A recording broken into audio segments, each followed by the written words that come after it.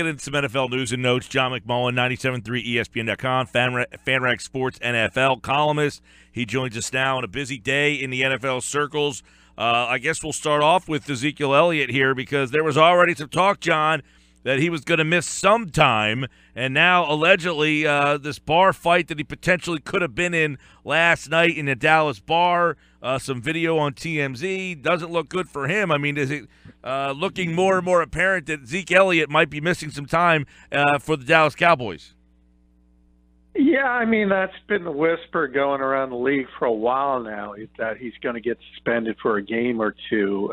Now, this incident, you add it to the hopper. I don't think it's going to – we know how the NFL moves at sort of like the service you guys were just talking about. It's going to take a while. It's been nearly a year for the first investigation. So the fact that he allegedly broke somebody's nose at a bar, that's eventually going to come back to haunt him. But it's not going to be tacked on to this penalty or potential penalty because, as I said, this league takes forever to adjudicate things like this. John, don't they really need to make a statement here with this guy and come out and correct course a little bit? Well, I mean, you got to be very careful about immediately making assumptions because there are obviously issues, alleged issues in his past, and they go, by the way, far beyond what he was accused of by a former girlfriend. There were whispers going around regarding other things when he was drafted. But on top of that, I mean, that's a Dallas Cowboys situation. Jerry Jones he's done this stuff in the past. He takes chances on players. Sometimes it works out, sometimes it doesn't. They certainly got a heck of a year out of Ezekiel Elliott last season. He's obviously a very good football player, and from their standpoint, they got to do everything possible to get him to grow up pretty quickly. But you don't think there'll be any punishment for this latest bar fight story this season? No, I doubt it would be this season. It would be more likely next season. Look in our city. Look at Nigel Bradham. That's still pending. And that happened last offseason. You look at the first allegation involving Ezekiel Elliott and domestic violence. That's taken over 11 months now, and we still don't have an answer. Something that happened over the weekend, we're not going to get an answer by September. Talking with John McMullen about the latest Ezekiel Elliott news that comes out, issue outside a bar and Ezekiel Elliott's name in there. And where does everything stand? Because you mentioned domestic violence, John. Where does everything stand with that issue? Is Ezekiel Elliott maybe going to miss time because of that? Yeah, that's if he's going to be suspended, and there is, as I mentioned, whispers around the league that he might get a short suspension. It would be revolving around that, not this new case. So is there a potential? Is there a potential though that they could, if that was going to be short, could they tack on a game or two because of this and not say it has anything related to that, and then nail him again next year? Well, I can't say it's not possible because Roger Goodell can do anything he wants under the personal conduct policy. So if he wakes up on the wrong side of the bed one day and says, like, almost make an example of him, like, all right, we're tired of this guy being in the news all the time. You were going to get 3 games, now you're getting 5. Yeah, again, he has that kind of power. It's judging by the history of the way he does things and the way the league does things, I don't expect that. It would be setting another precedent that would open them up for more criticism, for more credibility problems. And by the way, Jerry Jones, who is the most powerful owner in this league, is on record saying he would not accept sort of some things like Robert Kraft did if he felt they were unfair. So you have to add that into the equation. So again, do not expect anything to come from this Ezekiel Elliott incident this season. John McMullen's with us, 97.3 ESPN.com, FanRag Sports NFL.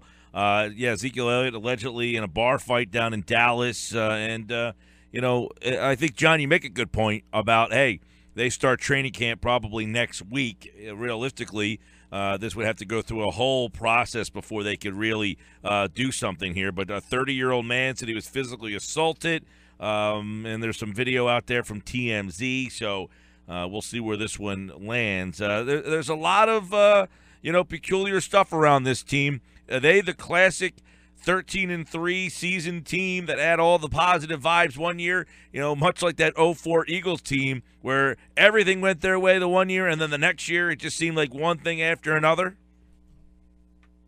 Yeah, I mean, it's a possibility. I mean, you look at this Cowboys team in general, it's been a roller coaster.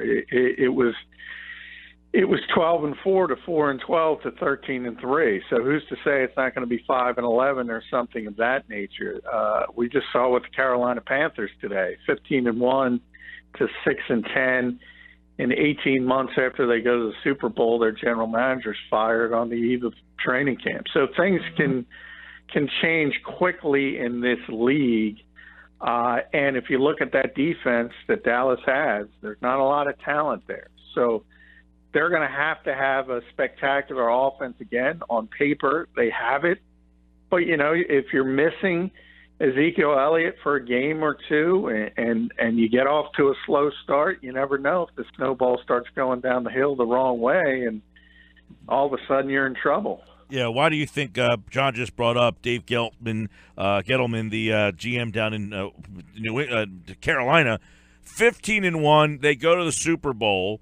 And last year, no playoffs, kind of an ugly year for them. And then just a week before they open camp, you're fired. What happens there? What's the timeline? Well, I think it has to do with some of the relationships he has with some of the franchise cornerstones. And you have to look at the owner there is Jerry Richardson. He's the only NFL owner who was once a player. And he has a lot of respect for sort of the guys who've helped build that franchise. And Dave Gettleman has gotten into public feuds with Steve Smith, with D'Angelo Williams. He had that messy situation with Josh Norman last season. That was a homegrown player that developed into an all-pro. And now he's having issues with Thomas Davis, who is a god in Charlotte.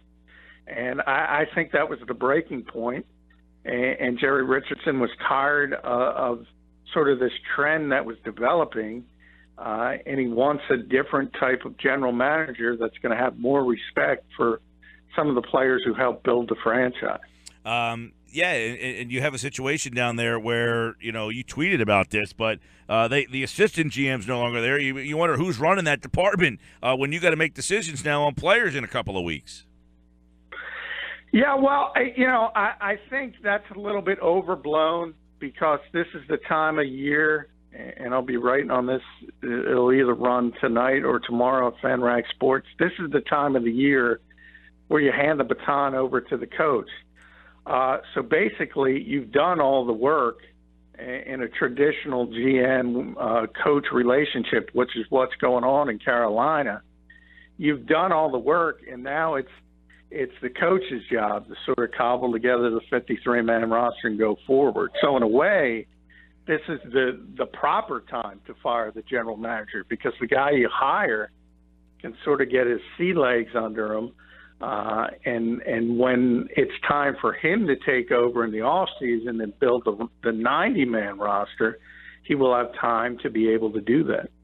John, I was down in Baltimore over the weekend, not too far from there's one franchise that plays with Joe Flacco that's real close, but the other one they talk about down there is the Washington Redskins, of course, and they were unable to agree to a long-term deal with their franchise player Kirk Cousins before today's 4 p.m. deadline. So Kirk Cousins all over the headlines right now. What's his future in D.C.? His future's pretty good for Kirk Cousins if he has another good year and he stays healthy, and I expect he will. All of a sudden, he's either going to get 144% of his salary this season, which would make him the highest paid player in the NFL, or he's going to be on the open market, and then he can play off all these quarterback desperate teams, whether it's his old friend Kyle Shanahan in San Francisco. Cleveland will probably still be needing a quarterback because they always need a quarterback. And there'll be a half dozen teams. The New York Jets, who knows, they're sort of tanking for whomever, whether it's Sam Darnold or somebody else. They're going to need a quarterback. So there's going to be a lot of teams who are going to be very, very interested in Kirk Cousins.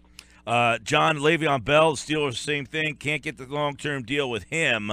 I heard Schefter this morning on Mike and Mike say something interesting, and he said, look, that's the going rate for running backs. They don't get paid. You don't get paid a lot for that position. And it was almost like a refreshing thing to hear, like, hey, you might want to be a newspaper writer, but guess what? This is what you get paid to be a newspaper writer. Take it or leave it. We're all in jobs where we would like to get paid more money, but this is what they get paid. And to hear that was almost like, hey, you're a running back. You want $3 million?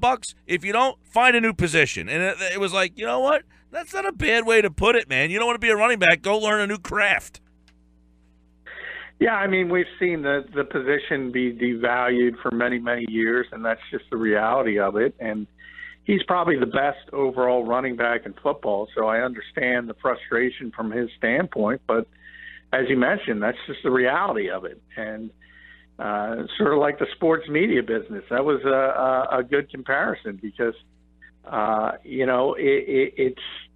it would be nice if we all got paid more, but there's so much competition and the market has been set, and Le'Veon Bell's in a similar situation, obviously at a much higher rate, but nonetheless, when you compare it to other positions, I mean, that's just the way this league is now. It sort of sets position. It starts with quarterback, then you have edge rusher, lockdown corner, left tackle. Those are the positions that get the really, really big money. Right. And running back is going in the opposite direction. And a lot of these guys... It seemed like it was making a comeback there. It seemed like it was making a little comeback. I don't think it is. I really don't. And Pederson was a perfect example of that. But there were other guys.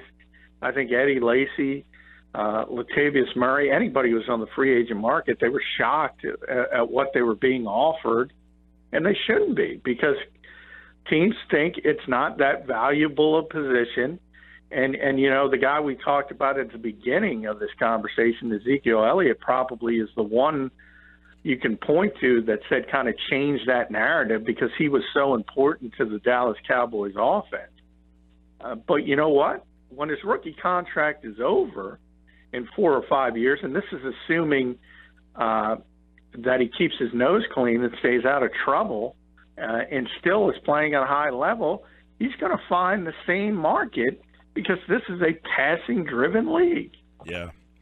John McMullen's with us, 97.3 ESPN.com. Over there, John, you wrote a piece a couple hours ago. It is posted right now on our website. You can check out. Has Doug Pederson set the expectations too high for his Philadelphia Eagles, John? He said this team's better than some of those 90s Packers teams that he was a part of. Yeah, I was, Doug actually said that back in June after minicamp, and, it sort of broke today, so you had to write about it. But I shook my head at the time, and I continue to shake my head. I don't know why you would want to put the expectations of saying this team is more talented than the Brett Favre, Reggie White teams, because that's what he's comparing them to. Those are the teams he was on. That went to 2 straight Super Bowls, won one, made the playoffs, I think, 6 straight seasons. And as I mentioned, you have an all-time legend at the quarterback position, maybe the best defensive end who ever lived. And you're trying to say this team is more talented. Look, I don't know why you want to put that expectations on the team, not only from Carson Wentz's standpoint, or Brandon Graham or Fletcher Cox, but also from Doug Pederson's standpoint, because he's going to be compared to Mike Holmgren. And that's not a road you don't want to go down. So while I for the most part, I've defended Doug, that's you don't say stuff like that because there's no need to say stuff like that. Does that show, John, that he hasn't gotten all the Andy Reid Holmgren lessons of say something but reveal nothing? I mean, Andy Reid never would have said something like that. Not even close. Yeah, I do. It was a hiccup, and as I said, there's no on the job experience sort of with this. You can be a coordinator for a decade or 2 decades, and it's still not going to prepare you to be a head coach in this league because of especially in this city, because of the constant media scrutiny and people parsing through your words. From Doug's standpoint, it's a throwaway line. I don't think he really believed it, but that's what you sort of say these things. You got to be very careful. You got to be almost Clintonian in your semantics and your use of words, because they all mean something, and they're all going to be brought up and hashed again and again and again. Look at how many times people have brought up gold standard when talking about Jeffrey Lurie. How many years ago did he say that? People are still bringing it up. Dream team. How many times has the dream team been brought up whenever somebody signed somebody that was not a free agent offseason that was not successful? We'll consistently go back to that. Yeah, and that was a player. That wasn't even a coach. That was Vince Young, and a backup quarterback for that matter. Yeah. But, hey, that's just, people in this market love their football, and they're going to constantly bring this up. And I guarantee if this team is struggling or going to finish at 8-8 or 7-9 again, that's going to be brought back up. And Doug's going to have to answer questions about it. Yeah. Now, that being said, they were 7-9 a year ago. The expectations, you would hope anyway that the expectation should be that they're better than last year, but maybe not putting them on a pedestal with a team that had multiple Hall of Fame players on it. Yeah, exactly. It's one thing to say, hey, I expect us to be better than last year. It's another thing to say, I expect us to be better than a team that had Reggie White and Brett Favre on it. I think Carson Wentz is going to be a franchise quarterback in this league, but I'm not going to say he's going to be Brett Favre. I mean, that's unfair.